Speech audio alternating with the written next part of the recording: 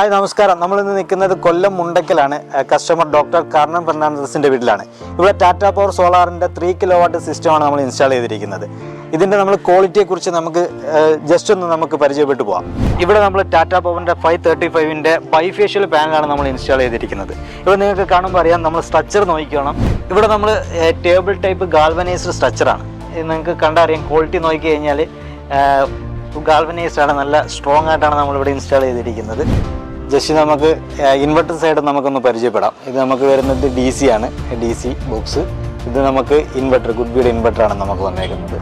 ഇത് AC box, meter, നമ്മളെ connection പോകുന്ന meter, energy meter, then net meter, ഇങ്ങനെയാണ് നമ്മളെ കണക്ഷൻ പോകുന്നത്.